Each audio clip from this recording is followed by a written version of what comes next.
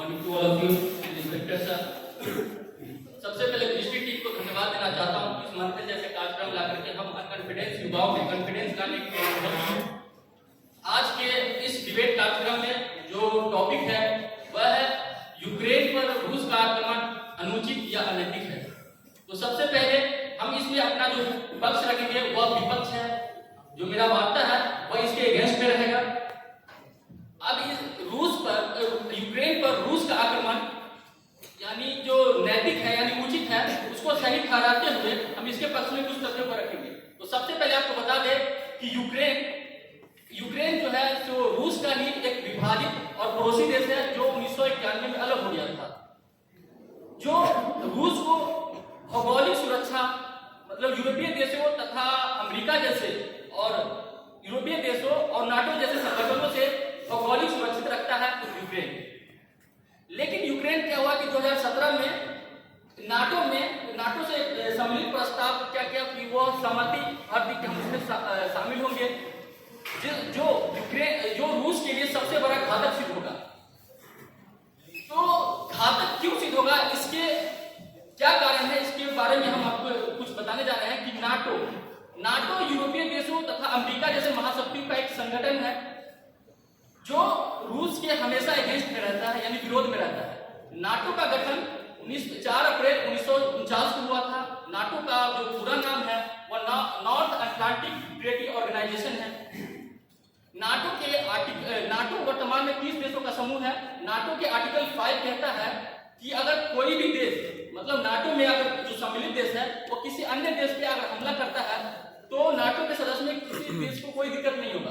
लेकिन नाटो के किसी देश पर अगर कोई अन्य देश हमला करता है तो वह नाटो के सभी सदस्य पे हमला माना जाएगा यानी 300 देश पे हमला माना जाएगा और 300 देश मिल करके उस देश पे हमला करेगा। और नाटो में एक और बात है कि नाटो के जो भी सदस्य है उसके जितने भी देश हैं उसके सैनिक एक जगह से दूसरी जगह जा सकते हैं। अगर यूक्रेन नाटो के सदस्य बन जाता है तो अमेरिका के सैनिक यूरोपीय देशों के सैनिक यानी कहां अब ये यूक्रेन में आ सकता है। तो किसी भी देश के लिए मतलब आप बताइए किसी भी देश के लिए यह सबसे बड़ा घातक सिद्ध होगा कि किसी भी देश जो उसके मतलब जो से विभाजित हुआ है जो उसके पड़ोसी देश है और वो अपने देश में उसके दुश्मन को लाके बैठा दिया है और एक दुश्मन नहीं पूरे ग्रुप के दुश्मन को लाके बैठा दिया है जो सबसे बड़ा घातक सिद्ध है। यूक्रेन को यह समझना चाहिए कि आप तब तक ही पैर फैलाइए जब तक कि दूसरे को तकलीफ न हो। हर इंसान अपने उचित यानी अपने आत्मरक्षा अपने सुरक्षा के लिए या अपने विकास के लिए उचित या अनुचित कार्य करता है। इसके लिए जो स्टेप होता है वो उचित या अनुचित ले सकता है। अगर कहीं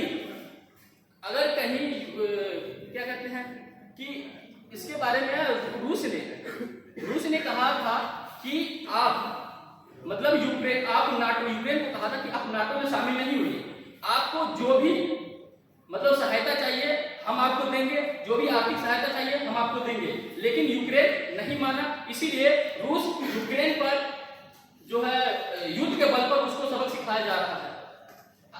कुछ लोगों को लगता है कि दुनिया थर्ड वर्ल्ड वॉर की ओर जा रही है, लेकिन मुझे ऐसा लगता है कि दुनिया थर्ड वर्ल्ड वॉर से बच रही है। इसके पीछे का कारण है कि अभी युद्ध जो है यूक्रेन और रूस के बीच है। लेकिन अगर यूक्रेन नाटो का सदस्य बन जाता है और भविष्य में कभी यूक्रेन और रूस में किसी आपसी विवाद को लेकर के जो युद्ध होता है तो वह नाटो का युद्ध माना जाएगा और नाटो के सभी सदस्य